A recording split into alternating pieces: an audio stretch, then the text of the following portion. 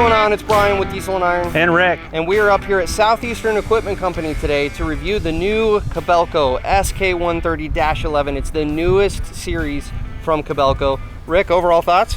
Just having a blast so far. Great day, great machine. Just can't wait to get in it. Absolutely. This has been a great machine to review. So without further ado, let's get into it.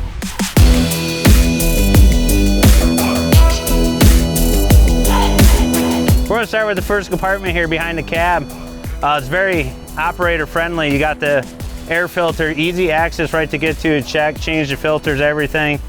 Got this nice little cubby for storage. If you want to throw some lunchbox, some tools, grease gun, something like that in there. The pattern switcher's right here, right behind the cab. Just to pull a bolt, flip that hydraulic over and lock it back down. Really simple. Your coolant reservoir overflow, easy to add to, easy to check right there. Battery compartment right underneath this little rubber mat. Easy to get in here to jump some batteries, change some batteries out. Lots of room here. The best part about this thing is right here, master switch, little door right here. Flip this thing back on and off, but when this thing is locked, you cannot get in here and turn this switch. I love it.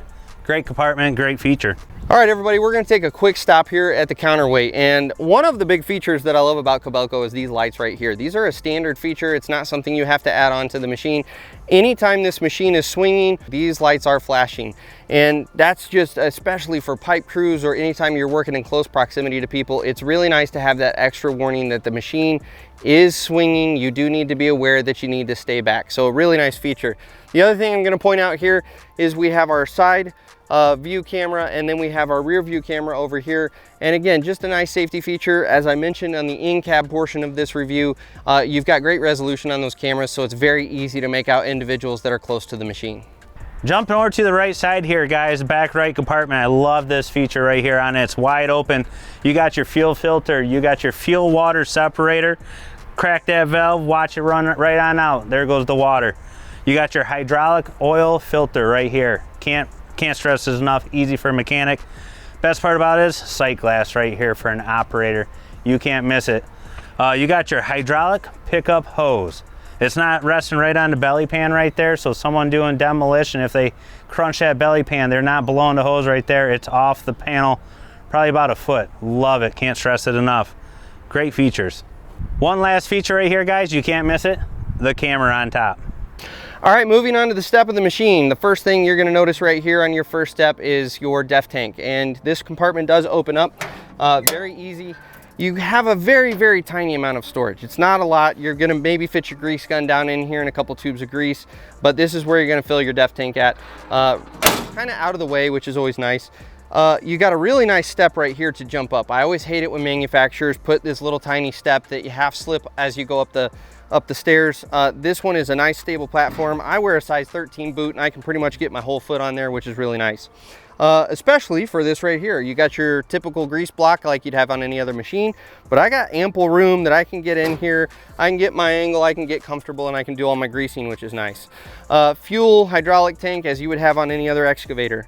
Moving up top, we've got the engine compartment. It's just one quick latch and lift. You've got full access to the engine. Now this does bring me to two little things that I noticed that I wasn't a fan of. First of all, you have no hydraulic assist on this whatsoever. And this, you know, I'm not gonna say it's overly heavy. I can do it, but it's not the lightest of hoods to pop up. And so I would like to see some sort of an assist on that in the future.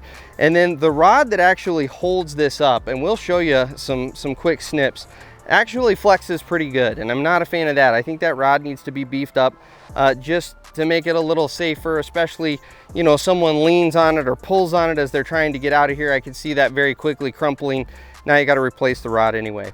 This engine is equipped with a SCR and a DOC.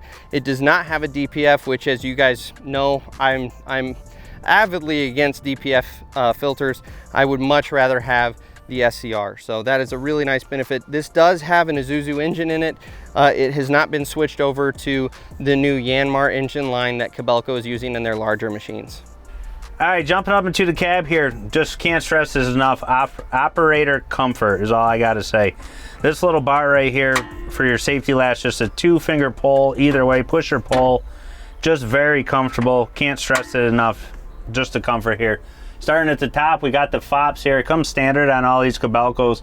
You could actually lift that up to clean the glass, but you can't actually open this up like a sunroof.